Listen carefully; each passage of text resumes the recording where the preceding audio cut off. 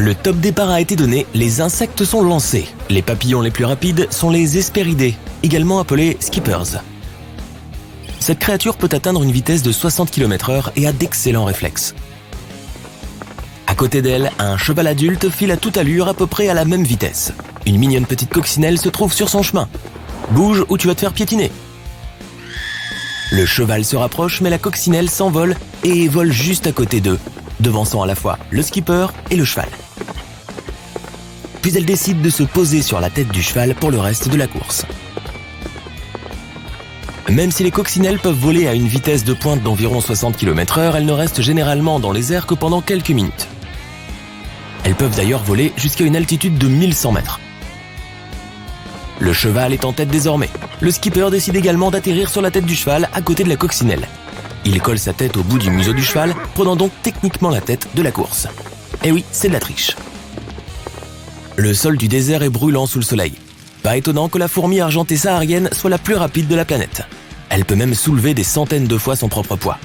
Si Usain Bolt, l'homme le plus rapide de la planète, peut courir 4 foulées par seconde, cette minuscule fourmi peut en courir 50. Si tu regardes bien, tu peux même voir ses minuscules pattes galoper à toute vitesse. Elle atteint une vitesse de pointe de 3,2 km/h, ce qui n'a peut-être l'air de rien si tu es un humain adulte qui la regarde d'en haut. Mais dans le monde des fourmis, ce sont clairement les plus rapides. Sorti de nulle part, un autre insecte sprinte juste à côté d'elle, laissant une tempête de poussière derrière lui. Il s'agit de la cicindelle d'Australie et c'est l'un des insectes terrestres les plus rapides de la planète. Elle peut courir à plus de 6,5 km/h. Certains coléoptères de la même espèce sont encore plus rapides et courent à environ 10 km/h. Ne t'inquiète pas pour ses ailes, elles sont juste là pour décorer puisqu'elles ne volent même pas. Elle n'en a pas besoin. Burk, un cafard. Ces créatures peuvent courir jusqu'à 5 km/h. Une petite souris surgit d'un coin et commence à chasser le cafard. Ces rongeurs peuvent courir jusqu'à 13 km/h. Tu vois une table et tu sautes dessus pour observer le cafard et la souris faire la course. Un chat bondit de l'étagère et se joint à la poursuite à une vitesse de 48 km/h. Le cafard et la souris s'échappent en sortant de la piste. Le chat retourne se lécher et conspirer contre tout le monde. Les centipèdes n'ont pas vraiment 100 pattes, mais ils sont quand même assez effrayants et plutôt rapides. Les mille-pattes en revanche sont vraiment lents et ne sont même pas qualifiés pour cette course. Ils sont carnivores et utilisent leur venin pour attraper leur proie, tandis que les mille-pattes se nourrissent de restes, de plantes et de légumes. Lorsqu'ils sont en danger, ils se mettent en boule. Le centipède avance en rampant, pensant qu'il est en train de gagner la course. Mais le mille-pattes descend la colline en roulant et dépasse le centipède. Il dépasse le cafard qui est toujours poursuivi par la souris. La descente se termine par une rampe, alors le mille-pattes roule et s'envole dans le ciel. Une libellule peut atteindre une vitesse de 55 km/h en volant, mais le mille-pattes, lui, passe devant. Un papillon sphinx passe par là et rattrape la libellule. Il peut voler à la même vitesse. Mais la libellule le redépasse. Ils atteignent la forêt et zigzaguent entre les branches et les feuilles. Ils volent tous les deux comme des vaisseaux extraterrestres dans l'espace, esquivant tous les obstacles. Le mille-pattes atterrit sur une branche d'arbre et continue de marcher. Une écaille martre passe devant lui à 5 km/h. Le mille-pattes se met en boule et se cache pour le reste de la course. Mais la branche sur laquelle il a atterri bouge. C'est en fait un phasme, et même s'il ne peut pas courir vite, il peut atteindre une longueur d'environ 33 cm. En dessous, il y a un Mimaridae, qui est considéré comme le plus petit insecte au monde, puisqu'il ne mesure que 0,1 mm. C'est encore plus petit qu'un grain de moutarde. Il saute sur la branche de l'arbre et essaie de distancer le phasme. La libellule et le papillon sphinx sont au coude à coude. Il est presque impossible de les repérer dans l'épaisse forêt, mais l'animal le plus rapide de la Terre les dépasse à la vitesse de l'éclair. Un bourdon peut voler à 53 km/h et battre des ailes environ 200 fois par seconde. L'abeille domestique peut voler à 32 km/h et battre des ailes jusqu'à 230 fois par seconde. Il traverse la forêt à toute vitesse. Le mille-pattes est toujours recroquevillé, caché à côté de quelques feuilles et branches. Le bourdon prend la tête et est presque au bout de la forêt, mais un frelon asiatique géant surgit de nulle part et le prend en chasse. Il peut voler jusqu'à 40 km/h et est assez agressif. Il commence à gagner du terrain, mais une chauve-souris apparaît de nulle part et se dirige vers lui, le faisant fuir. Le cheval avec le papillon skipper et la coccinelle courent juste à côté des abeilles et ils commencent tous à dévaler une colline. Sorti de nulle part, le mille-pattes se remet à dévaler la pente en dépassant le cheval et atterrit sur un rondin, flottant au milieu d'un lac. À la surface se trouvent des milliers de minuscules araignées d'eau qui peuvent atteindre des vitesses de 100 longueurs de corps par seconde. Si une personne de 1,80 m nageait à cette vitesse, elle pourrait parcourir environ 650 km en 1 heure. Certaines grenouilles se mettent à poursuivre les araignées d'eau et les dépassent facilement. La grenouille Goliath peut peser jusqu'à 3 kg et sauter jusqu'à 3 mètres en avant. Certains crabes d'eau douce nagent assez lentement mais utilisent leurs petites pattes pour se déplacer d'un rocher à l'autre. Un scarabée tourniquet tente d'échapper aux grenouilles en nageant à une vitesse impressionnante de 5 km/h. Ce minuscule insecte a des pattes en forme de pagaie au milieu et à l'arrière. Un groupe de sauterelles effrayées s'envole. Elles peuvent voler mais ce sont surtout leurs puissantes pattes qui leur donnent l'élan dont elles ont besoin au lieu de décoller du sol. Lorsqu'elles sont dans les airs, elles peuvent atteindre des vitesses allant jusqu'à 12 km/h. Elles sont à égalité avec la souris qui a finalement dépassé le cafard. La puce n'est pas une spécialiste du sprint, mais elle peut sauter de beaucoup plus loin que sa propre taille. Si les humains pouvaient sauter comme les puces, nous serions capables de sauter jusqu'en haut de l'Empire State Building qui mesure 440 mètres de haut avec son antenne. La puce détient le record du plus haut saut du monde par rapport à sa taille. Un moustique peut voler à une vitesse de 1,6 km/h, tandis qu'une mouche peut atteindre 8 km/h. La mouche passe devant le moustique et prend l'avantage pour t'embêter et bourdonner autour de toi. Mais le thym, plus gros, peut voler à 145 km/h. Il dépasse la mouche et le moustique et commence à faire des tours autour d'eux. Les minuscules acariens ne sont pas plus gros qu'un grain de sésame, mais ils peuvent courir à 322 longueurs de corps par seconde. À titre de comparaison, c'est l'équivalent d'une personne qui courait à environ 2100 km/h. L'acarien a couru avec tout le monde depuis le début, mais nous ne pouvions pas le voir. Le cheval continue de courir et se retrouve bloqué par une créature à quelques kilomètres de la ligne d'arrivée. C'est une araignée géante qui court à 2 km/h. Selon la température, la tarentule brune du Texas peut être plus ou moins rapide. Plus il fait froid, plus elle se déplace lentement mais de façon stable. Lorsque la température augmente, elle court plus vite mais avec moins de coordination. Ces bestioles velues mesurent environ 5 cm de long et se déplacent d'environ 4 longueurs de corps par seconde à 16 degrés Celsius et de 10 longueurs de corps lorsqu'il fait plus chaud. La plupart des insectes sont en fin de peloton. Le thym et la chauve-souris sont au coude à coude, mais le frelon rattrape son retard. Au sol, la cicindelle est extrêmement rapide. Ils sont tout proches de la ligne d'arrivée. La grenouille saute en avant et rattrape presque les autres. Un piqué surprise de la libellule et le papillon sphinx dépasse le frelon. Mais à la toute fin, le mille-pattes passe devant tout le monde en roulant et remporte la médaille d'or. Tu reçois une notification sur ton téléphone t'informant qu'Internet va cesser d'exister dans 7 jours. Tu jettes ton gadget de côté et continues à regarder la télévision. Soudain, tu vois apparaître une notification bulletin spécial. Et le présentateur du journal télévisé répète ce que tu viens de lire sur ton téléphone. La chaîne diffuse des images en direct de personnes paniquant dans les rues et perdant la tête. Tu regardes par la fenêtre de ton appartement et tu vois des gens courir partout en tenant leur téléphone et leurs ordinateurs portables à bout de bras. Tu descends et essaies d'éviter le chaos en te tenant dans une ruelle. Derrière toi, quelqu'un marche sans réfléchir en marmonnant « plus d'internet, encore et encore ». Tu reçois un appel d'un numéro inconnu te disant que tu dois rencontrer quelqu'un dans un lieu inconnu. Tu ouvres la carte sur ton téléphone et tu t'y rends en voiture. De l'extérieur, cela semble être un bâtiment abandonné, mais de l'intérieur, c'est une installation high-tech, avec des scientifiques en combinaison et blouse de laboratoire. Tu es arrivé juste à temps pour le briefing. Un scientifique aux cheveux gris entre dans la salle de projection et commence sa présentation. Il explique que de nos jours, plus de 4 milliards de gens utilisent Internet et il n'y a aucun moyen d'empêcher le web de s'effondrer. Il y a plus de 74 zeta-octets de données en ligne actuellement. Un zeta-octet correspond à 1000 milliards de gigaoctets, ce qui fait beaucoup de zéros. Un document Word d'1 gigaoctet de données comporte environ 65 000 pages. Donc pour 74 000 milliards de gigaoctets, cela fait beaucoup trop de zéros pour qu'on puisse le dire en une seule fois. Mais cela représente environ 4,8 millions de fois 1021 pages.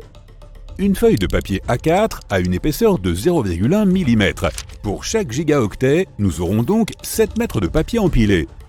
Tout le monde décroche à la moitié de la présentation, mais les personnes en blouse de laboratoire commencent à travailler immédiatement.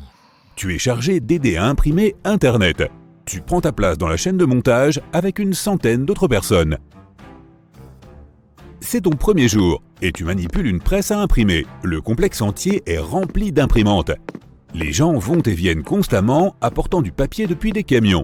Tu commences par imprimer tout ce qui concerne la santé. Puis tu passes à d'autres documents cruciaux. Tu n'as pas le temps de lire quoi que ce soit. Tu dois aussi t'assurer qu'un document compte environ 8000 mots. Tu travailles du matin au soir. Puis, l'équipe de nuit prend le relais.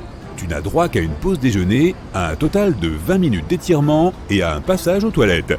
Tout le monde travaille de façon mécanique. Le journal télévisé en arrière-plan montre des pays du monde entier qui font leur part du travail. À l'autre bout du complexe, d'autres équipes téléchargent des vidéos et des fichiers audio. Après la fin de ton service, le personnel de nuit prend le relais. Tu pointes et tu rentres chez toi. Tu réalises que pendant cette journée, toutes les équipes du monde entier n'ont pas couvert plus de 1% des informations. Te sentant démotivé, tu regardes autour de toi. Il a été interdit de créer du nouveau contenu, sauf en cas d'extrême urgence. Chaque journée supplémentaire peut produire tellement d'informations qu'on n'aura pas le temps de les télécharger. Tu es de retour à la chaîne de montage. Tu n'as pas bien dormi la nuit dernière et tu n'arrives pas à te concentrer. Les autres employés autour de toi n'ont pas bien dormi non plus. Juste avant le déjeuner, certaines personnes s'évanouissent à leur poste de travail et se font soigner immédiatement. Beaucoup de gens sont en attente autour de toi, prêts à prendre la relève. Tu imprimes le reste des documents les plus importants, puis tu passes aux données de deuxième niveau, comme les articles, les blogs, etc. Ton service a été prolongé de 2 heures supplémentaires. Tu rentres chez toi épuisé et absolument pas préparé à attaquer la journée du lendemain. Tu arrives au travail et découvres un tout nouveau complexe construit juste à côté. Ils l'ont apparemment érigé en une nuit. Tu as été affecté au nouveau bâtiment. Ta tâche consiste à imprimer encore plus d'articles sur papier. Ton service a été prolongé d'1 heure supplémentaire. Toi et tous les autres êtes trop fatigués pour faire quoi que ce soit et vous pouvez à peine garder les yeux ouverts. Il ne reste que quelques jours, mais seulement 15% de l'Internet a été imprimé. Ils sont en train d'installer un autre bâtiment avec encore plus d'imprimantes. La nuit approche et tu travailles toujours. Finalement, l'équipe de nuit arrive et prend la relève. Mais on ne te laisse pas partir. On te dit de passer la nuit dans une salle communautaire. Ainsi, tu peux gagner du temps en évitant de faire la navette entre ton domicile et le travail. On t'escorte jusqu'à la salle que tu vas partager avec une centaine d'autres personnes. Tu essaies de dormir, mais tu n'y arrives pas. Tu te retournes et te retournes, mais tes yeux restent grands ouverts. Une cloche te réveille. C'est l'heure d'un rapide petit déjeuner. Une par une, les personnes de l'équipe de nuit se dirigent vers leur salle communautaire. 20 minutes plus tard, tu es de retour à la chaîne de montage. Alors qu'il ne reste que 3 jours, ils te poussent encore plus. Tu regardes dehors et tu vois qu'encore plus de bâtiments sont sortis de nulle part. Des camions remplis de papier font des allers-retours, provoquant des embouteillages. Un bunker souterrain a été construit dans le désert du Sahara. Il s'étend sur des kilomètres et est assez grand pour stocker tous les documents et les dossiers. Les camions transportent plusieurs tonnes de papier chacun. Puis des avions transportent la précieuse cargaison jusqu'au désert du Sahara. De plus en plus de personnes craquent et commencent à s'endormir debout. La production ralentit et une cloche d'urgence sonne pour que d'autres personnes puissent prendre le relais. Mais il n'y a pas assez de personnel. De nombreuses personnes improvisent et font plusieurs tâches à la fois. Le système est hors de contrôle. Si la production s'arrête ne serait-ce qu'une demi-heure, des tonnes d'informations ne seront pas imprimées. Tu te diriges vers la salle communautaire pour te reposer. Tu vois d'autres recrues arriver. Des milliers de personnes travaillent dans l'établissement désormais. Tu retournes à la chaîne de montage et continues à imprimer, mais personne n'est d'humeur. La production est plus lente qu'elle ne devrait l'être, alors qu'il ne reste que 2 jours. Les nouvelles montrent que les gens dans les rues sont toujours en train de paniquer. Beaucoup d'entre eux se filment. Mais c'est inutile puisque cela ne sera pas archivé. Comme le monde entier travaille 2 fois plus depuis le premier jour, environ 70% d'Internet a été imprimé. Mais on commence à manquer de papier. Les fabricants n'arrivent pas à suivre la cadence. D'ici le dernier jour, il n'y aura peut-être plus de papier. Tu ressens une pression énorme. Tout le monde est nerveux. Les gens font des erreurs de plus en plus souvent, ce qui ralentit le processus. Comme les imprimantes travaillent sans relâche depuis 6 jours, beaucoup d'entre elles tombent en panne et sont remplacées. C'est fini. Il ne reste plus que quelques heures. Tu n'as pas dormi du tout la nuit dernière. En fait, le monde entier est resté éveillé, attendant que le compte à rebours commence. Toutes les choses importantes ont été imprimées. Il ne reste plus que des choses plus triviales. Mais même celles-ci ne doivent pas être perdues. Tout le monde, y compris l'équipe de nuit, met les bouchées doubles. Les entreprises de production de papier ont trouvé un moyen d'en produire davantage juste à temps. Tes yeux se ferment, ton corps est faible. La seule chose dont tu as envie, c'est ton lit. Tu as faim et ta tête est lourde. Les équipes vidéo et audio ont officiellement fini de télécharger et de sauvegarder tout le contenu. Seuls quelques pays impriment encore des informations. Tu cliques mécaniquement sur « Imprimer », tu ajustes le nombre de mots et tu fixes les marges.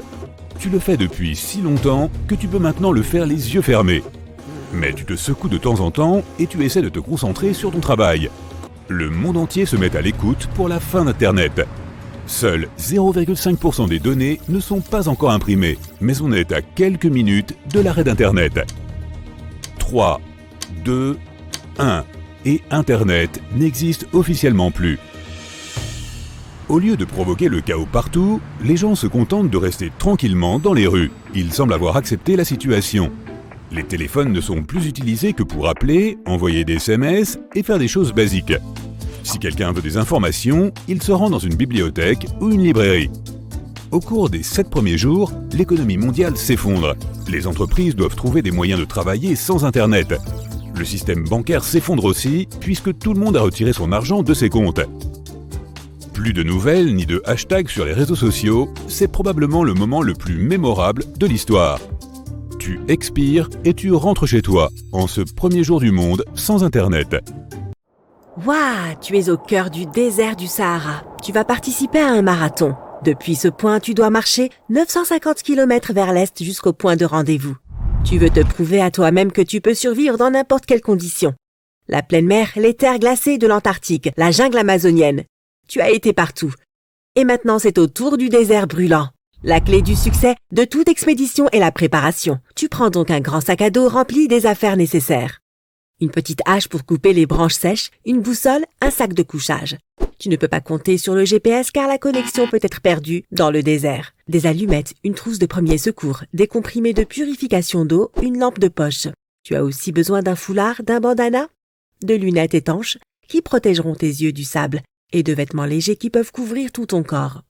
Un imperméable ou une tente te sera également utile. Tu as besoin de tout cela pour protéger ton corps du sable et des rayons du soleil. Pour la même raison, tu emportes aussi des gants. Tu ne peux pas manger des aliments trop nutritifs. Pour les digérer, ton corps aura besoin de beaucoup d'énergie et de liquide. Or, ce sont les choses les plus importantes et les plus rares dans le désert. Les barres diététiques ou les fruits secs sont d'excellentes options. Il te faut aussi de l'eau, beaucoup d'eau. Il est plus sûr d'emporter plusieurs petites bouteilles qu'un seul grand récipient. Si ce récipient s'abîme, tu te retrouveras sans eau. Tandis que si tu as plusieurs bouteilles, tu réduis ce risque. Ton sac à dos est plein et tu es prêt à commencer ton périple. Un hélicoptère te dépose au milieu du désert. Tout d'abord, tu lubrifies tes narines avec une crème hydratante. C'est nécessaire pour éviter que les muqueuses ne sèchent. L'air chaud peut te brûler le nez et tu ne veux pas respirer par la bouche pour ne pas perdre la précieuse humidité qui y règne. Tu marches quelques mètres et tu t'arrêtes. Ce serait une erreur de voyager dans un endroit aussi chaud pendant la journée. Tu vas commencer à transpirer et perdre beaucoup de liquide. Or, tes réserves d'eau sont limitées. Le moment idéal pour voyager est le soir et la nuit. À ce moment-là, il fait froid. Tu auras besoin de bouger davantage pour te réchauffer. Tu trouves donc un vieil arbre abattu et tu y attaches un auvent. Tu as créé une ombre, ce qui signifie que ton lieu de repos est prêt. Il est important de bouger le moins possible pour économiser ton énergie. Tu ouvres ta carte et sors ta boussole. Puis tu vérifies l'itinéraire, tu regardes autour de toi et tu étudies le paysage désertique pour pouvoir t'y orienter plus facilement. Tu veux boire de l'eau mais tu t'arrêtes. Il est préférable de ne pas boire pendant 24 heures pour que ton corps passe en mode survie. Tu fermes les yeux et t'endors. Le sable te souffle au visage. Tu te lèves et tu vois qu'une tempête de sable s'approche. L'arbre près duquel tu as dormi semble trop fragile. Il ne résistera pas à la tempête. Tu as besoin d'un abri de toute urgence. Tu mets tes lunettes, tu attaches le foulard autour de ta tête et tu l'humidifies pour faciliter ta respiration. Si tu n'avais pas d'écharpe, tu devrais couvrir ton visage avec tes mains. Toutes les parties de ton corps doivent être protégées par des vêtements. De minuscules grains de sable entrent en collision avec ta peau à grande vitesse. Malgré la protection, tu en sens quelques-uns sur ton visage. Il n'y a pas d'abri où tu puisses te cacher à proximité. Cela pourrait être une grosse pierre, un arbre, mais rien. Tu dois maintenant trouver une colline. Pendant la tempête, les grains ne font pas que voler, ils rebondissent aussi sur le sol et les uns sur les autres. Lorsque tu es sur une colline, la plupart des grains de sable tombent le long des pentes et tu es plus ou moins épargné. Tu dois rejoindre un terrain élevé dès que possible, car il est difficile de se déplacer dans de telles conditions. Tu perds trop d'énergie, tu dois même marcher à reculons, le dos tourné au vent pour protéger ton visage. La tempête se renforce. Mais heureusement, tu es déjà en train de t'élever. Tu te retrouves sur une petite colline sablonneuse. Tu enroules ta tente autour de ton corps et tu attends. Fatigué, tu t'endors à nouveau. Quelques heures passent, tu ouvres les yeux et tu entends le silence. La tempête est passée. Tu retires la tente, secoues le sable et inspectes les environs. Le soir se rapproche, le soleil n'est plus aussi chaud. Tu sors ta boussole et ta carte pour vérifier l'itinéraire. Mais l'instant d'après, tu découvres que la tempête de sable a complètement transformé le paysage environnant. Il est difficile de se diriger à l'aide de la carte lorsqu'il n'y a pas de point de repère familier. Tu peux facilement t'écarter du chemin et te perdre.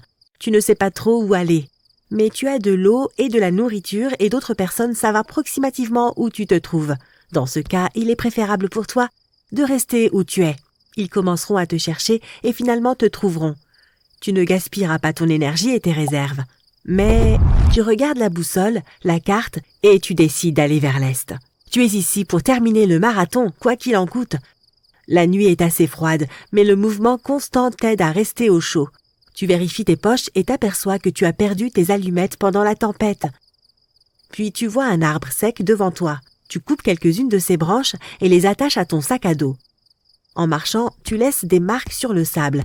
Ce sont les branches auxquelles tu as attaché des morceaux de tissu et que tu plantes dans le sol à intervalles réguliers. De cette façon, tu peux aider les sauveteurs à te retrouver si tu n'arrives pas au point de rendez-vous. C'est déjà l'aube. Le soleil est brûlant. Tu trouves un autre arbre, crées une ombre à l'aide de la tente, bois un peu d'eau et t'endors. La nuit venue, tu coupes les branches de l'arbre et tu erres à nouveau dans le désert. Il semble que tu sois perdu. Ton eau s'épuise plus vite que prévu. Tu grignotes une barre énergétique et ton corps réclame encore plus d'eau. Le plus important dans cette situation est de rester calme. La panique draine ton énergie. Tu essayes d'imaginer que le désert est ta maison et que tu le connais parfaitement. Cela te procure force et confiance. Tu trouves les ruines d'un vieux bâtiment et tu te caches dans son ombre. Ensuite, tu mets les branches en un seul tas et tu y mets le feu avec un miroir. Tu as besoin du feu pour que les sauveteurs remarquent la fumée. Malheureusement, il n'y a pas d'hélicoptère qui vole dans le ciel. Tu continues ton chemin la nuit suivante et tu découvres qu'il ne te reste qu'une seule bouteille d'eau. Tu essayes de manger le moins possible pour que ton corps ne gaspille pas d'énergie à digérer les aliments. Cela te rend plus faible. Ton objectif est maintenant de réapprovisionner tes réserves. Pour ce faire, tu dois attendre l'aube. Ensuite, tu regarderas le ciel, tu trouveras les nuages et tu iras dans cette direction. Là où il y a des nuages, il devrait y avoir de la vie et de l'eau. Mais très vite, tu comprends que le soleil est trop chaud. Tu as fait à nouveau de l'ombre, épuisé, tu t'allonges et t'endors rapidement. Le soleil a changé de position et brille maintenant droit sur toi. Sa chaleur te réveille, tu n'as plus d'eau, tu te lèves et cherches des pierres ou de la végétation. Tu peux obtenir un peu de liquide à partir de l'herbe, des plantes ou des buissons. Après les pluies, l'humidité reste longtemps sous les pierres, retourne-les et vérifie, mais avec précaution. Des scorpions, des serpents et des araignées peuvent s'y cacher. Tu dois aussi inspecter le sable pour trouver des traces d'animaux ou d'insectes. Les animaux vont toujours vers les sources d'eau et tu dois les suivre. Mais sois très attentif. Il peut s'agir de traces de guépards ou de lycaons. Tu es trop faible pour te défendre contre eux. Tu dois repérer les animaux de loin et attendre qu'ils aient bu en premier. Tu trouves des empreintes de pas. Un groupe de hyènes tachetés marche au loin. Tu les suis lentement. Elles te mènent à une oasis. Tu attends pendant quelques heures qu'elles aient fini de boire. Finalement, elles quittent l'endroit et tu peux étancher ta soif à ton tour. N'oublie pas de mettre des tablettes de purification dans l'eau. Mais même si tu ne les as pas, tu devrais quand même boire. Dans tous les cas, ça ne peut pas être pire. De plus, il est important de ne pas boire trop d'eau d'un coup. Ton corps est épuisé et ne peut pas assimiler une grande quantité de liquide rapidement. Tu bois donc lentement, par petites gorgées. Tu as l'impression de pouvoir faire cela pendant des heures. Ensuite, tu manges et verses de l'eau dans tes bouteilles. N'ayant plus faim, te sentant satisfait et heureux, tu t'endors à nouveau. Un bruit te réveille. Un hélicoptère. Il vole juste au-dessus de toi. Tu cries et agites les mains. Mais les sauveteurs ne te remarquent pas. Il est trop tard pour faire un feu. L'hélicoptère s'en va. Réfléchis, réfléchis. Tu sors ton miroir, attrapes un rayon de soleil et le diriges vers l'hélicoptère. Les sauveteurs t'ont remarqué. Tu es sauvé.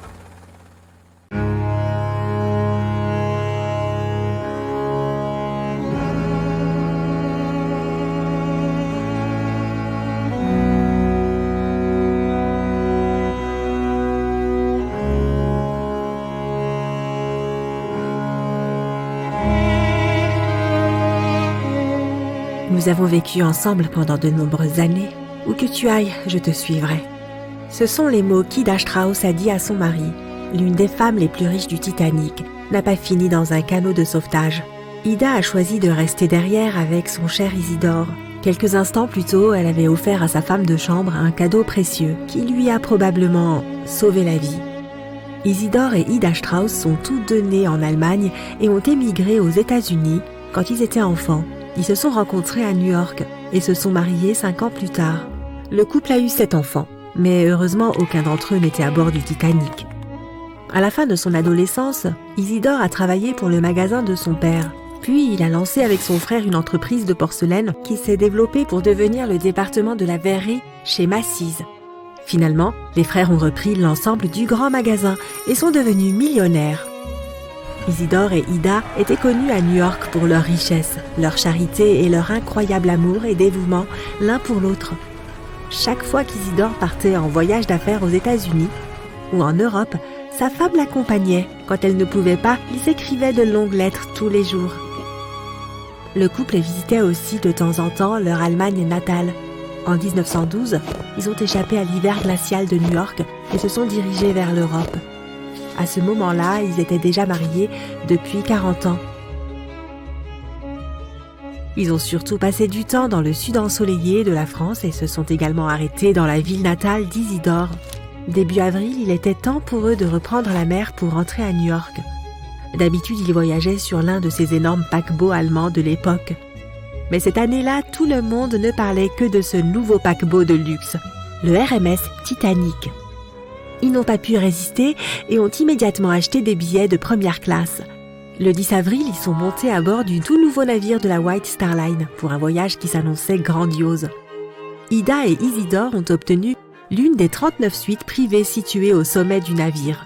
Les billets coûtaient environ 100 000 $, en équivalent actuel. Certaines des personnes les plus riches du monde logeaient à côté d'eux. Les Strauss passaient leur soirée à dîner devant un orchestre, dans une salle remplie de meubles chics et de boiseries coûteuses. Ils jouaient aux échecs et au backgammon, fréquentaient la salle de sport, la piscine et même les cours de squash dont disposait le navire. Ce luxe n'a cependant pas duré longtemps. La nuit du 14 avril, le navire a eu son accrochage avec l'iceberg le plus célèbre de l'histoire.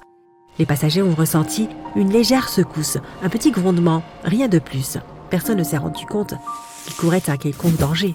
Les passagers ont même commencé à se lancer des boules de neige fabriquées à partir des morceaux de glace tombés sur le pont. Les officiers du navire ont dit à tout le monde que tout irait bien.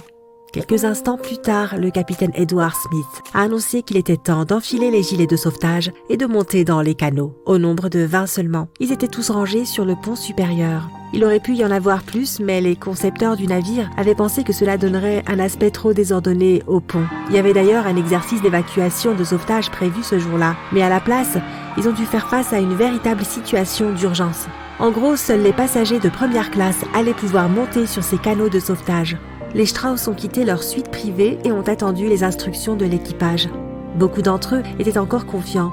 Ils ont dit aux passagers de ne pas perdre leurs billets, ils en auraient besoin lorsque tout le monde serait de retour à bord. Mais cela n'allait bien sûr jamais arriver. Le navire était déjà en train de sombrer. L'équipage a annoncé que les femmes et les enfants embarqueraient en premier. Les Strauss se trouvaient à côté du canot de sauvetage numéro 8. On a proposé à Monsieur Strauss, qui avait 67 ans à l'époque, de s'asseoir avec sa femme en raison de son âge. Il a refusé en disant qu'il n'était pas trop vieux pour se sacrifier pour une dame. Il voulait attendre et s'assurer qu'aucune femme ou enfant ne soit laissée derrière.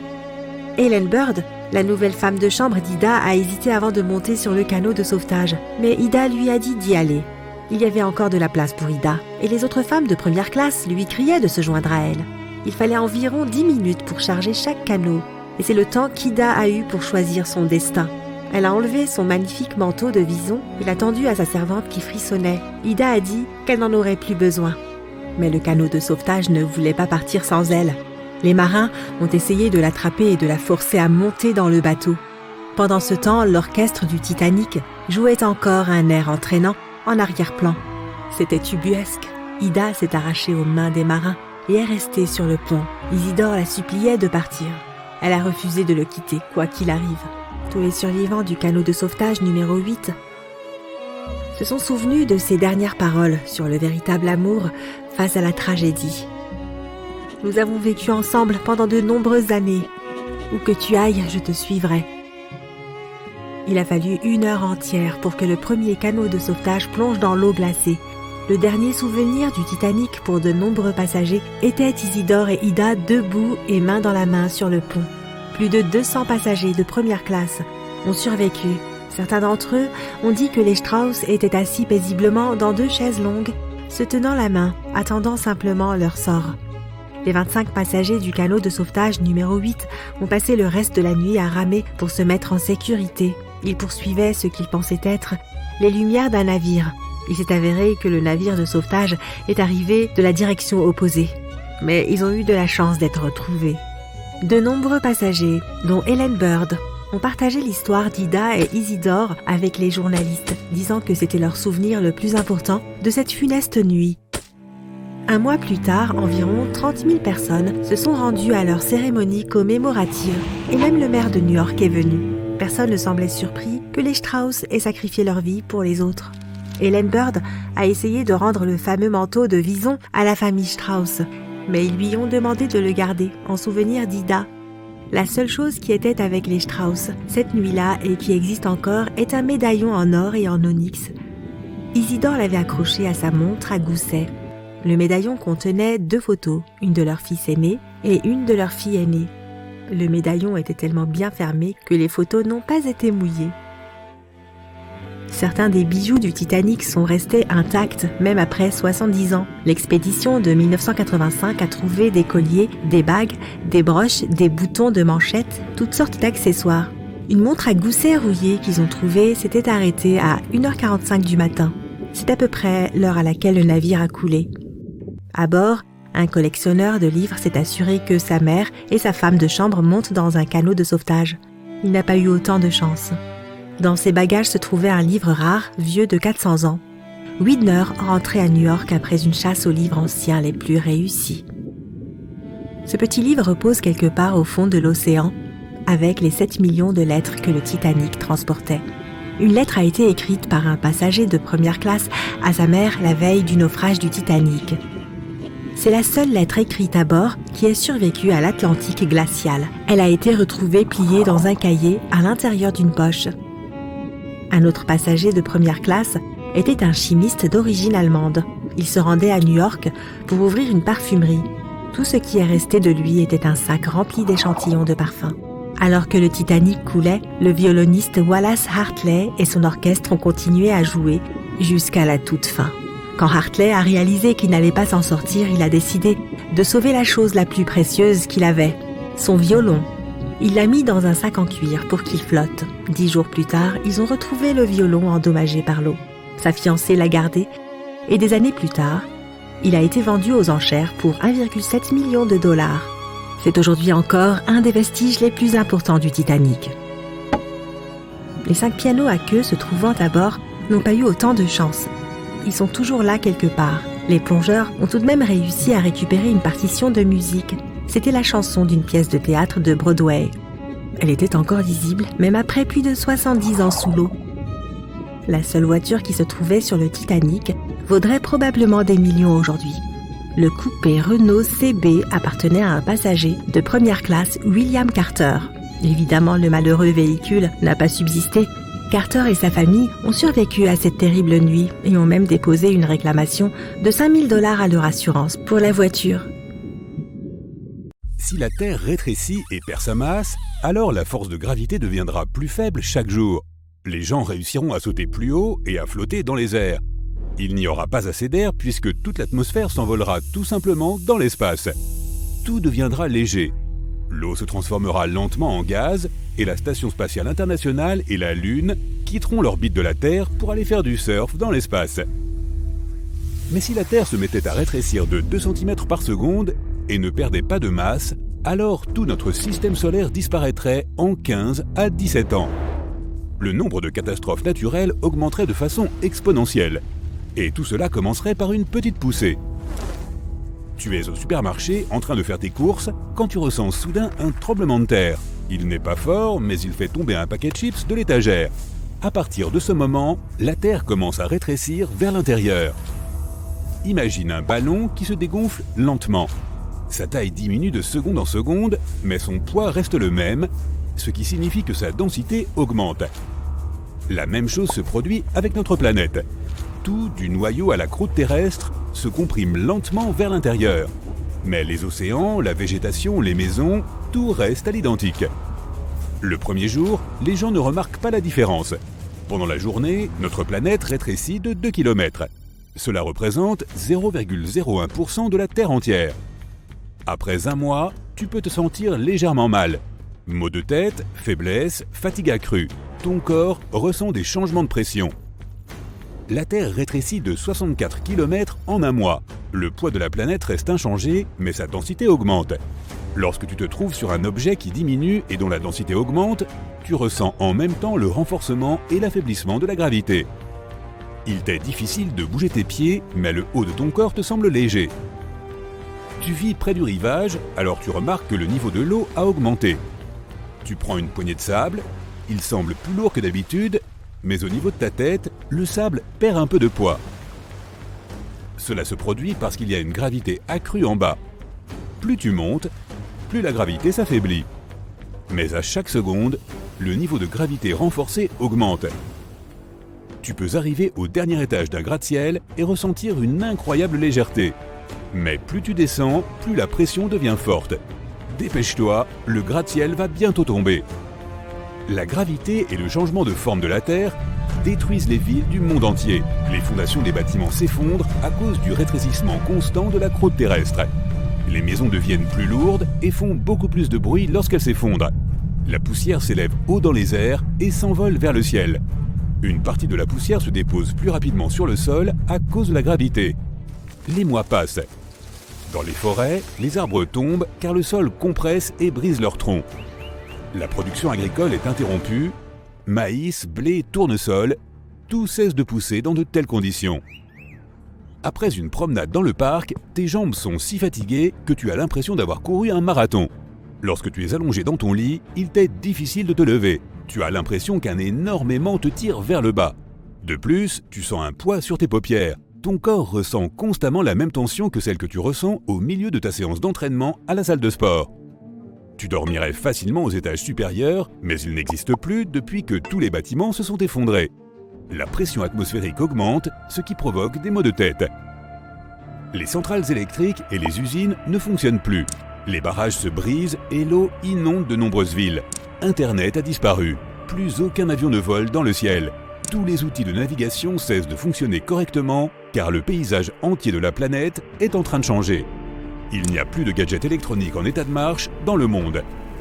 Toutes les voitures consomment plus d'essence maintenant, car leur poids augmente en raison de la gravité accrue. Tu deviens aussi un peu plus lourd.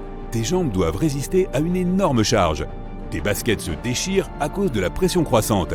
Les rochers et les collines s'affaissent au sol. Des avalanches se déclenchent dans les zones enneigées. La modification de la taille des plaques tectoniques réveille les volcans. Ils crachent des millions de tonnes de cendres dans le ciel, mais elles se déposent rapidement sur le sol. Le sable s'écoule plus vite dans les sabliers, de même que l'eau qui sort des bouteilles. Lance un ballon de basket en l'air et il retombera plus vite au sol. Mais tu ne peux même pas jouer au basket puisque le ballon ne rebondit plus du tout. Désormais, il est aussi lourd qu'une boule de bowling. Le niveau de la mer monte de plus en plus haut. Les couches supérieures des océans inondent de nombreuses villes côtières. La pression de l'eau sur le plancher océanique augmente plusieurs fois. Aucune créature vivante ne peut survivre dans de telles conditions. Alors tous les énormes calmars et autres monstres nagent des profondeurs vers la surface. La nuit, tu regardes le ciel étoilé et tu remarques que la Lune est devenue un peu plus petite. Elle s'éloigne de la planète, mais pas pour longtemps. Les astronautes de l'ISS paniquent. Ils ont l'impression que la station s'est éloignée de la planète. Cependant, ils sont toujours dans l'orbite de la Terre. La planète diminue de taille, mais ne perd pas sa masse. Les forces gravitationnelles de la Terre restent inchangées pour l'ISS. Mais maintenant, la station vole beaucoup plus vite autour de la planète. L'eau inonde presque tous les continents. Avant, les nuages étaient hauts dans le ciel, mais maintenant, ils descendent plus bas et couvrent la surface de la planète d'un épais brouillard. Les gouttes de pluie tombent plus vite et frappent le sol plus fort. La température baisse dans le monde entier. La planète s'éloigne du Soleil et gèle lentement. Mais ensuite, tout change. L'eau revient. Désormais, la force gravitationnelle de la planète est si forte qu'elle remet les océans à leur place. La pression de l'eau augmente.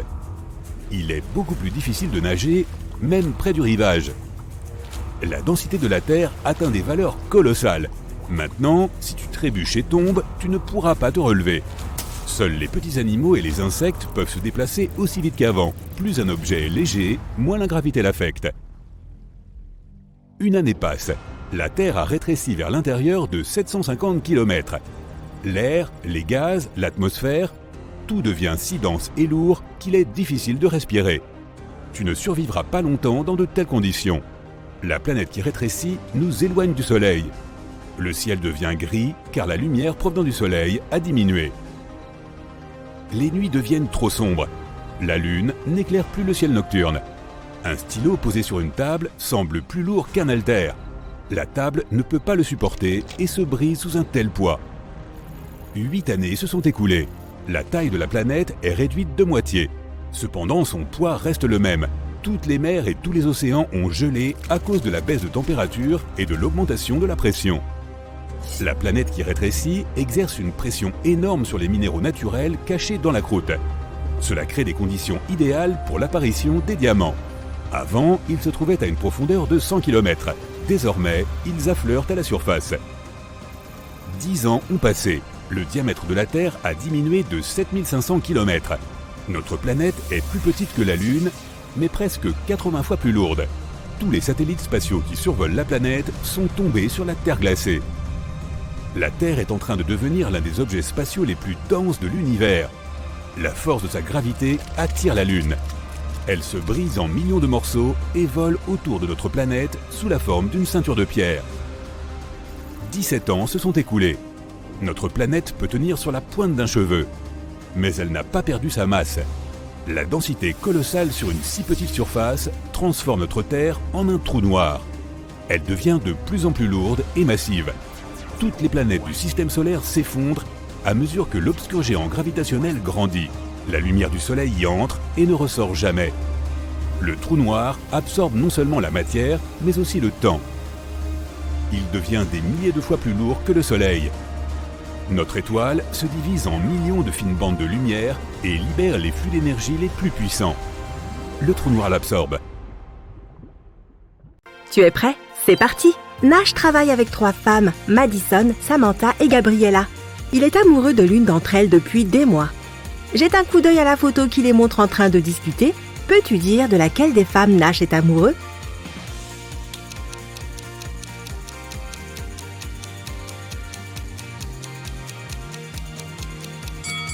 Les psychologues disent que nous avons tendance à pointer nos pieds vers la personne qui nous plaît le plus dans un groupe. Les pieds de Nash pointent vers Madison, donc c'est certainement sur elle qu'il a secrètement flashé.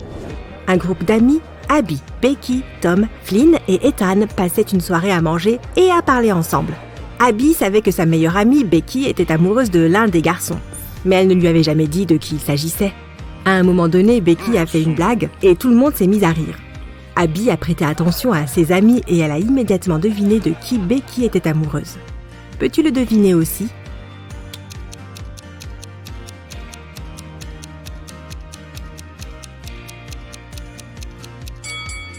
Lorsque les gens rient, ils ont tendance à regarder ce qu'ils aiment le plus. Alors voyons qui Becky regarde.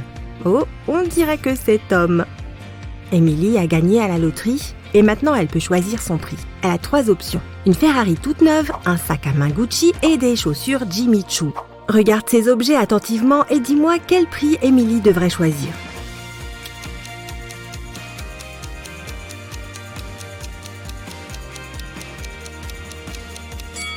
C'est le sac à main qu'elle devrait choisir. Les logos de Ferrari et de Jimmy Choo sont bidons, donc la voiture et les chaussures doivent elles aussi être fausses. Emma s'est perdue dans la forêt, encore une fois, mais cette fois, il ne lui a pas fallu longtemps pour trouver la maison de la vieille sorcière. Elle a caressé le chat et a demandé si la sorcière pouvait l'aider à sortir de la forêt. Encore une fois, la sorcière a accepté, mais à une condition. Emma devait résoudre son énigme. Si elle réussissait, la sorcière la renverrait chez elle. Mais si elle échouait, Emma resterait avec la sorcière et le chat pour toujours. Emma ne pouvait qu'accepter. La sorcière lui a donné 3 bâtons et lui a demandé de les transformer en 6 sans en casser aucun. Emma a réussi à résoudre cette énigme. Comment ?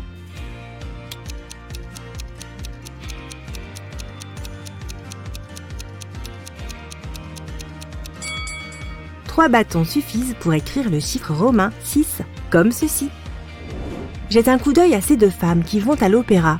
Peux-tu dire laquelle d'entre elles est un mannequin pour une marque célèbre ?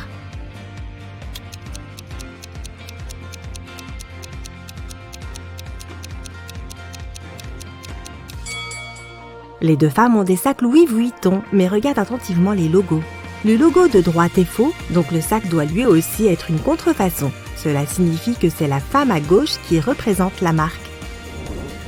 Les Miller et les Johnson partent en vacances. Peux-tu dire quelle famille a une fille ?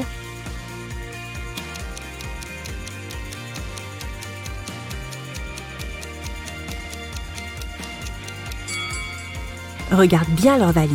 Les Miller en ont 2 et les Johnson en ont 3. La valise supplémentaire doit être celle de leur fille qui vient probablement juste de s'absenter. Partons pour la Norvège. Après les vacances de Noël, 2 sœurs jumelles, Alicia et Eda, sont venues rendre visite à leur mère. Cependant, l'une des sœurs a un petit ami en Thaïlande, à qui elle a rendu visite juste avant d'aller voir sa mère. Peux-tu dire de laquelle il s'agit ?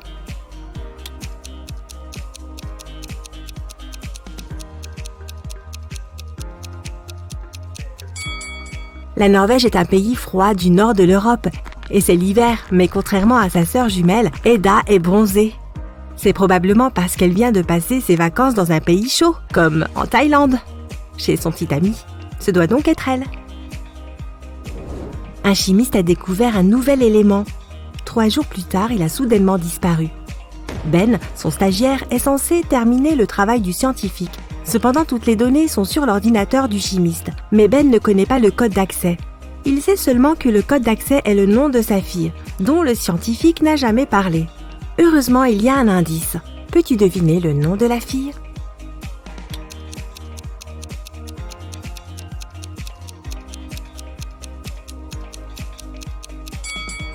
Le père est chimiste, donc le code doit avoir quelque chose en rapport avec la chimie. Et pourquoi pas avec le tableau périodique. Le 9e élément est le fluor, qui correspond à F. Le 53e élément est l'iode, c'est I. Ensuite, il y a un 8, qui est l'oxygène, ou O. Et le 11e élément est le sodium, qui est Na. Donc le nom de la fille du scientifique est Fiona, et c'est aussi son mot de passe. Monsieur et Madame Murphy se promènent dans un parc avec 3 filles. Adeline, Kylie et Sienna. 2 d'entre elles sont leurs nièces et la 3e est leur fille. Peux-tu deviner laquelle est leur enfant ?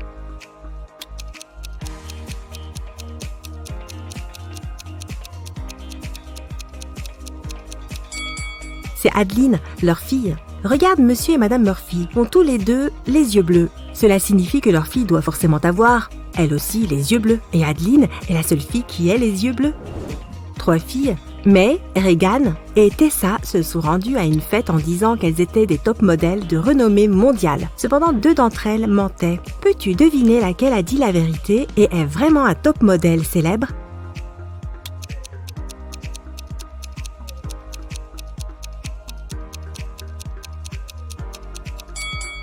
Elle doit porter un vrai sac à main de créateur et non une copie. Regarde les logos des sacs Dolce & Gabbana de Regan et Tessa sont faux, donc ces filles ont certainement menti. Il semble que le vrai mannequin soit May. Gabriel a remarqué une belle femme dans un parc et est allé à sa rencontre. Ils ont parlé pendant des heures et, entre autres choses, il a appris qu'elle est professeure de musique, qu'elle a 3 frères et sœurs et une nièce. Gabriel lui a demandé de sortir avec lui. Mais la femme a dit qu'elle n'accepterait que s'il devinait le nom de sa nièce. Gabriel a dit que c'était impossible et a demandé un indice. La femme n'a dit que 2 mots. 3, 6. Peux-tu aider Gabriel à deviner le nom ?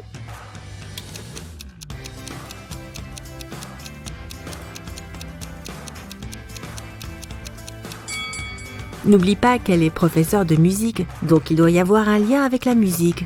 Rappelons-nous les notes de musique. Do, ré, mi, fa, sol, la, si. La 3e est mi et la 6e est la. Si nous les mettons ensemble, nous obtenons Mila. Ce doit être le nom de la nièce de la jeune fille. Voilà, le rendez-vous est pris. Après les vacances d'été, tous les élèves sont retournés à l'école. 4 amis se sont mis à parler de ce qu'ils avaient fait de leur temps. Ils avaient tous fait un voyage. Addison a dit qu'elle et sa famille avaient voyagé en Moldavie pour rendre visite à sa grand-mère. Hatch a dit que lui et sa petite amie avaient passé 2 mois au Venezuela. Joshua a dit qu'il avait visité Narnia et Kera a dit qu'elle s'était rendue dans plusieurs pays d'Asie. Mais en fait, l'un des 4 amis est resté chez lui tout l'été. Peux-tu dire de qui il s'agit ?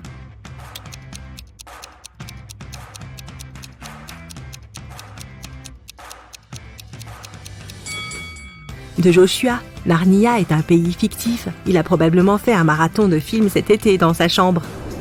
Dan s'est retrouvé dans un sombre donjon sans se souvenir de ce qui l'avait conduit là. Mais ça ne le dérangeait pas car en face de lui, il y avait 3 coffres.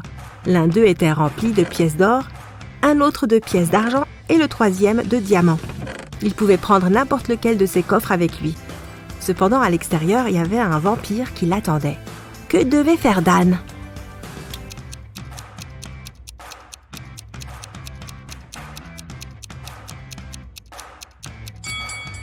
Dan devait prendre le coffre avec les pièces d'argent. Les vampires ont peur de l'argent. Il pourrait donc passer devant le vampire sans s'inquiéter. Bling bling! Madame Harrelson a dit à la police que quelqu'un s'était introduit chez elle et avait volé la montre en or de sa grand-mère. L'inspecteur Callum s'est chargé de l'affaire et a interrogé la femme. Madame Harrelson a dit qu'elle était en train de passer l'aspirateur à l'étage quand elle a entendu un grattement sur la porte, suivi d'un bruit de pas. Elle a eu peur, alors elle n'est pas descendue et a attendu le départ du cambrioleur. Quand tout a été terminé, elle a découvert que sa montre avait été volée. L'inspecteur Callum a refusé de démarrer une enquête en disant que la femme mentait. Pourquoi ?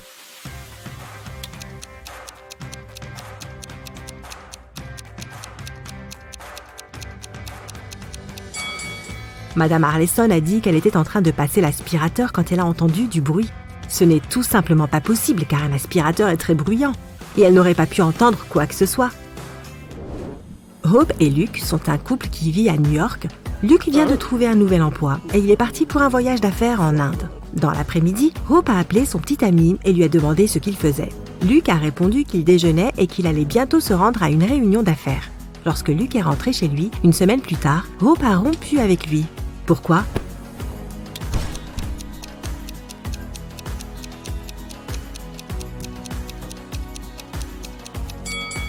Quand c'est l'après-midi à New York, c'est la nuit en Inde. Cependant, Luke a dit qu'il était en train de déjeuner et qu'il avait une réunion après. Les gens ne font pas ça la nuit, il a menti. Il n'était probablement même pas en Inde. Austin était enfermé dans une pièce qui était sur le point d'exploser, le genre de choses qui arrivent tous les jours. Il y avait un moyen de sortir, mais la porte était verrouillée et nécessitait un code d'accès. Jette un coup d'œil à l'indice dont il dispose et devine le code.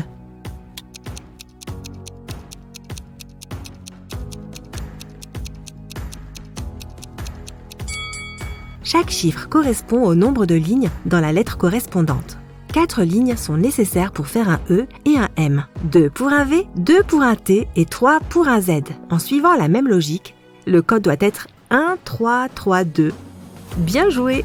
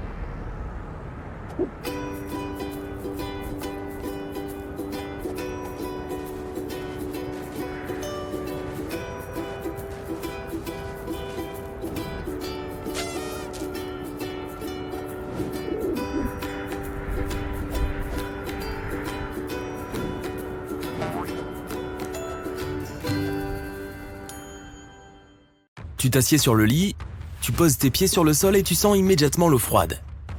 Tu sors rapidement de la cabine et tu te retrouves dans un long couloir. Il y a de l'eau jusqu'aux genoux. Les gens mettent des gilets de sauvetage et courent vers les escaliers. Tu cours après eux et tu te retrouves en plein milieu du chaos. Il y a de l'eau partout. Une femme glisse dans les escaliers et tombe. Tu l'aides à se relever. Tu es poussé par des gens de tous côtés. Tout le monde essaie de monter les escaliers. Il y a encore plus d'eau derrière toi. La cabine que tu viens de quitter est complètement inondée. Encore quelques secondes et le niveau de l'eau va monter au-dessus de ta tête. Heureusement, tout le monde parvient à sortir. Le pont supérieur se brise. L'énorme navire est incliné sur le côté. Le bruit du bois qui se brise, le grincement du fer et les cris des gens se mêlent à la musique des violons des musiciens. Tu te diriges vers les canaux de sauvetage et tu as l'impression de gravir une montagne. Il n'y a pas de canot de sauvetage disponible, mais tu trouves un gilet de sauvetage. Toute la proue du navire s'est enfoncée sous l'eau. Tu te trouves au bord de la poupe et tu décides de sauter. Tu attends que le navire s'enfonce plus profondément dans l'eau afin que la distance entre toi et la surface de l'océan soit réduite. Tu sautes enfin et tu te retrouves dans l'eau glacée. Il fait -2 degrés Celsius.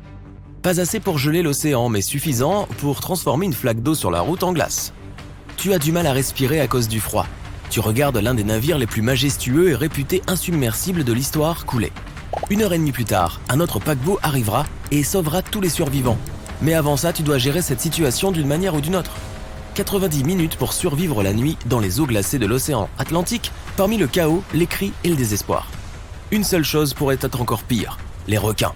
Tout le monde connaît l'histoire du Titanic.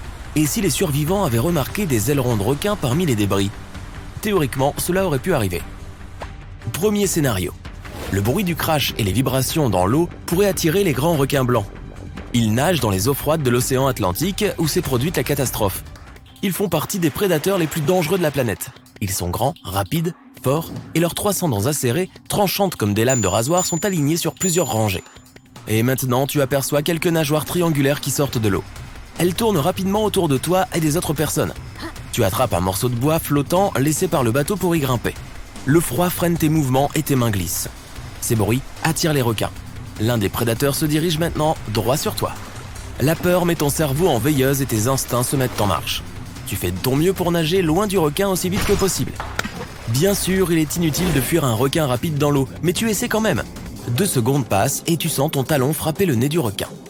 L'autre pied entre dans sa gueule. Tu cries, tu sens les dents pointues sur ta jambe, tu fermes les yeux mais rien ne se passe. Après une seconde, le requin te laisse partir.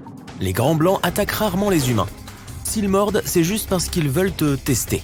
En réalité, la nourriture préférée du requin est le phoque. Après une légère morsure de test, le requin comprend que tu n'es pas un phoque, il se désintéresse simplement de toi. Mais si le requin a faim, il se fiche de quel genre d'animal tu es. Les survivants qui sont en sécurité dans le bateau n'ont aucune raison d'avoir peur. Le grand blanc ne les attaquera pas. Le prédateur peut tamponner un peu le bateau, mais seulement pour le tester lui aussi. S'il y a un frigo avec des steaks à bord et que quelqu'un décide de les donner aux requins, alors les problèmes commenceront. Plusieurs prédateurs vont pousser le bateau jusqu'à ce que les steaks tombent dans l'eau. Le requin nage loin de toi. Puis, l'un des canots de sauvetage te récupère. Tu es en sécurité. Bientôt, un autre paquebot arrivera et tu seras dans un endroit chaud et douillet. Deuxième scénario. Si l'eau était plus chaude, les survivants du Titanic pourraient rencontrer des requins bulldogs.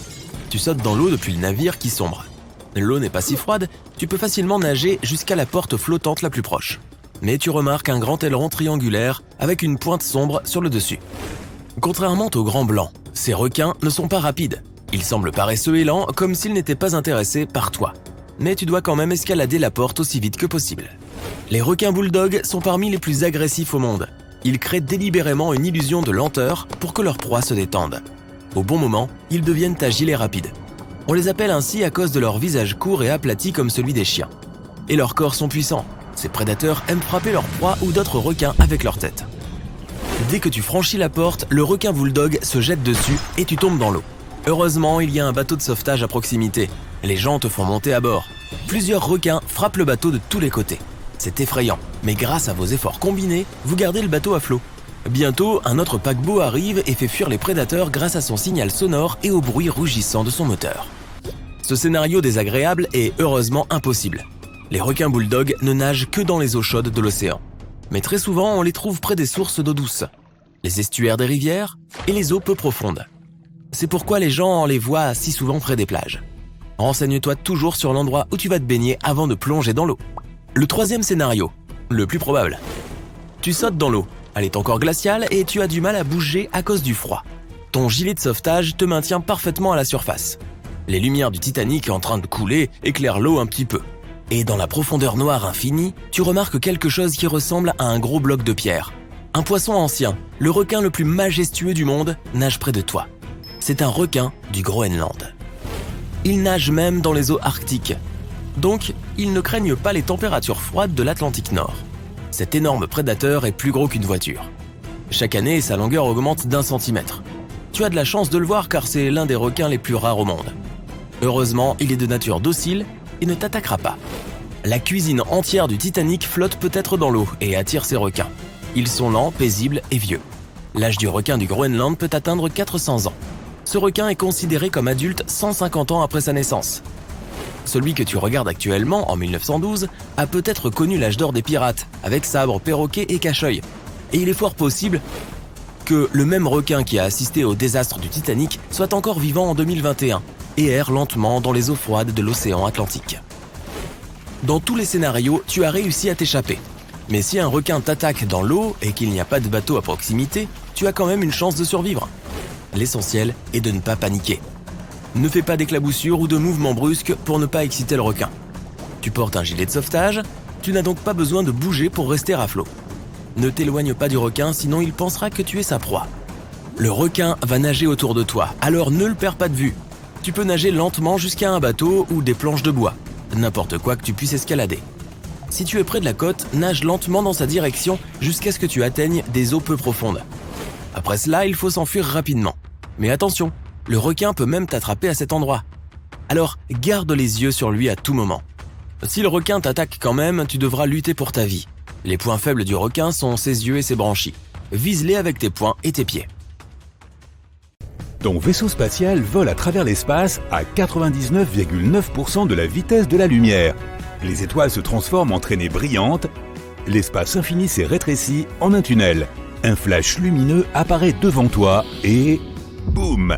Le vaisseau spatial est éjecté du tunnel comme un bouchon d'une bouteille. Tu vois l'ancienne planète Terre. L'ordinateur t'indique que tu es revenu 70 millions d'années en arrière. Tu es un paléontologue du futur qui a voyagé dans le temps dans un seul but. Voir de tes propres yeux le dinosaure le plus méconnu de l'histoire. Tu es descendu sur Terre et tu te promènes dans la jungle. Soudain, tu entends un puissant rugissement. Un dinosaure sort des arbres. Il fait plus de 2 fois ta taille et pèse autant que 4 voitures. Les scientifiques n'ont trouvé que 2 énormes bras restants de ce dinosaure. Pendant 60 ans, le Deinocheirus a été un grand mystère de la paléontologie.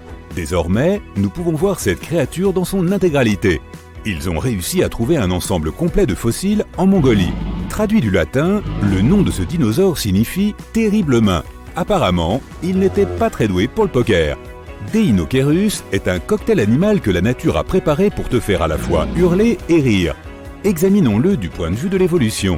Tout d'abord, prenons le T-Rex. Deinocheirus et le roi des dinosaures ont à peu près la même taille. Du T-Rex, nous ne garderons que les puissantes pattes arrière et la longue queue. Au lieu des petits membres antérieurs, nous ajouterons de puissants bras de 2,4 mètres de long. Et n'oublions pas les doigts munis de griffes acérées comme des rasoirs. Chaque griffe est aussi longue qu'un couteau de cuisine. Ensuite, ajoutons une bosse comme celle d'un chameau, un cou comme celui d'une autruche et une tête de cheval. Et au lieu d'une bouche dentée, mettons un bec de canard.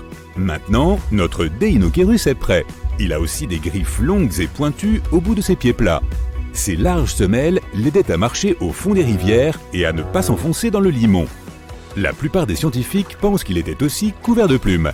Les plantes étaient le plat principal du régime de ce dinosaure, et pour digérer la nourriture végétale, Deinocheirus avalait des pierres. De nombreux oiseaux modernes font de même. Des pierres dans l'estomac broient les fibres végétales coriaces. Dans l'un des Deinocheirus, les scientifiques en ont trouvé pas moins de 1400. Oui, ce dinosaure avait un énorme ventre, ce qui le ralentissait beaucoup. En vertu de sa taille, Deinocheirus avait une espérance de vie élevée, 75 à 300 ans environ. Dans un morceau d'ambre vieux de 100 millions d'années, on a trouvé des os étranges. Ils appartiennent aux plus petits dinosaures connus de toute la science.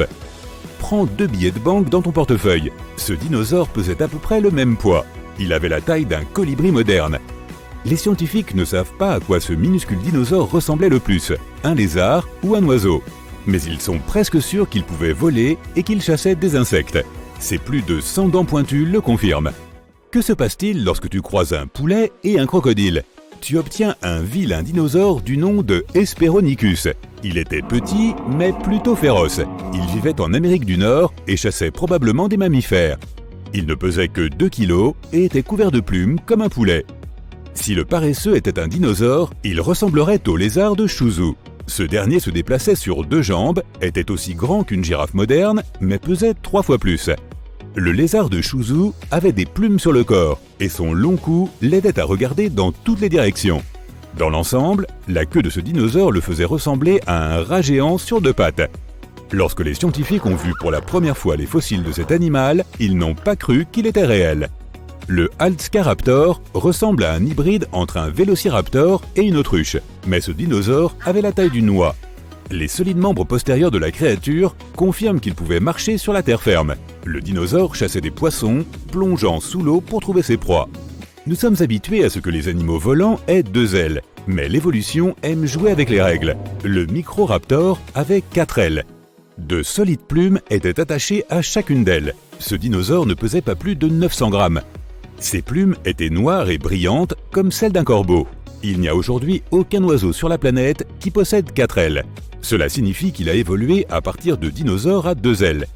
Microraptor était une branche de l'évolution sans issue qui n'a donné naissance à aucune nouvelle espèce d'animaux. Il semble que le suivant soit encore bien difficile à prononcer, mais essayons. Tanistrophéus semble avoir été conçu pour un dessin animé, mais il a vraiment existé et vivait dans l'eau. Il pesait 135 kg et mesurait 6 mètres de long. La moitié de son corps était un cou flexible de la taille d'un anaconda vert. Les scientifiques ne savent pas pourquoi la créature avait un si long cou. Il est fort probable que le dinosaure l'utilisait pour attraper des poissons ou pour jouer à la corde à sauter avec ses copains. Mettons qu'il y a 66 millions d'années, un astéroïde ne se soit pas écrasé sur notre planète. Les dinosaures n'ont pas disparu et les mammifères n'ont pas réussi à dominer la Terre. Cela signifie que les primates n'ont pas évolué et sont restés dans les arbres. Qui aurait pris la place des primates dans un tel monde ? De nombreux scientifiques pensent que cela aurait pu être le Troodon. Ce dinosaure avait le plus gros cerveau par rapport à la taille de son corps. Il marchait sur 2 jambes et faisait à peu près la taille d'un humain.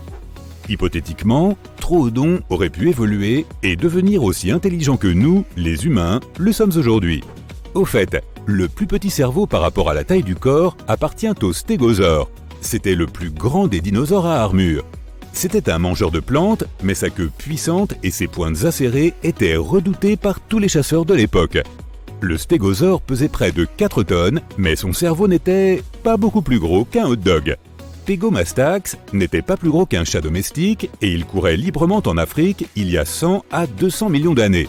Imagine un lézard bipède qui ressemble à un perroquet. Pegomastax était couvert à la fois de plumes et de piquants semblables à ceux du porc-épic. Il avait un bec, mais 2 crocs acérés sortaient de sa mâchoire inférieure. Pourtant, l'apparence effrayante de la créature est trompeuse.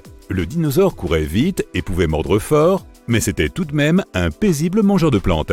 L'Inenicus vivait il y a 80 millions d'années. Il ressemblait à une autruche qui pesait autant qu'un perroquet de taille moyenne. Il pouvait courir rapidement et chassait les insectes. Au lieu de bras, ce dinosaure a développé 2 petits doigts avec des griffes à leurs extrémités. C'est le seul dinosaure à un doigt connu de la science. Cette étrange créature était l'un des ancêtres des oiseaux modernes. Geolopterus était un dinosaure volant semblant sorti tout droit d'un film de science-fiction. Il ressemblait à un chat avec des ailes de chauve-souris. La créature se nourrissait d'insectes, mais il existe une autre théorie selon laquelle elle aurait pu se nourrir comme un moustique. Elle se posait sur le dos de grands dinosaures et perçait leur épaisse peau avec des crocs acérés. Voici une licorne de conte de fées. Elle est belle, gracieuse et aussi blanche que la neige. Et voici le lézard de King Dao, le prototype réel du fameux cheval à cornes. Une corne osseuse de plus de 40 cm de long poussait sur sa tête. La corne l'aidait peut-être à flotter dans l'eau, à attirer des partenaires ou à émettre différents sons. Quoi qu'il en soit, la licorne des contes de fées est clairement plus jolie que cette créature préhistorique. Notre spécimen suivant ressemblait à un croisement entre un lézard et un tigre. Imagine un animal qui pèse autant que 5 sangliers et soit aussi long qu'une berline. Des membres avec des griffes acérées, des crocs semblables à ceux d'un tigre à dents de sabre et des mâchoires puissantes. C'était l'un des animaux les plus dangereux à parcourir la planète Terre. Il occupait une niche évolutive qui comprend aujourd'hui les lions, les tigres et autres grands félins. Epidexipteryx était un petit dinosaure de la taille d'un pigeon. Il ne pouvait pas voler, mais c'était l'un des premiers dinosaures à avoir des plumes. Elles étaient cependant différentes de celles des oiseaux modernes. Elles n'étaient pas divisées en brins séparés, mais étaient entières et ressemblaient à des feuilles. Ce grand gaillard n'est pas seulement connu pour son apparence étrange et sa taille. Même s'il était aussi grand qu'un immeuble de 5 étages et pesait autant qu'un éléphant, il était surtout réputé pour avoir les plus grandes griffes de la planète. C'était vraiment un cauchemar pour les manucures. Des ongles de 60 cm de long dépassaient de ses doigts. Malgré ses terribles appendices, il consommait exclusivement des aliments végétaux qu'il mâchait avec ses petites dents. Ses énormes griffes étaient nécessaires pour arracher les feuilles des grands arbres. Voici maintenant le plus grand animal qui ait jamais volé dans le ciel terrestre, Quetzalcoatlus. Imagine une créature dont l'envergure est presque aussi large qu'un terrain de basket. Pour s'élever dans les airs, il fallait qu'il soit léger, il ne pesait donc que le poids d'un cochon moderne. Et ses ailes ressemblaient à une fine membrane.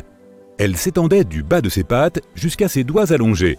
Les artistes représentent souvent cette créature couverte de plumes, mais son corps était en fait recouvert de fibres similaires aux cheveux humains et aux poils d'animaux. Acrotolus était un dinosaure original qui portait une casquette en os dur. Non, pas une casquette de baseball. Cette créature avait la taille d'un Golden Retriever, mais elle était loin d'être aussi sympathique. Elle ne courait pas après les bâtons. Au contraire, elle courait et enfonçait sa tête dure dans un rival de la même espèce ou dans un prédateur.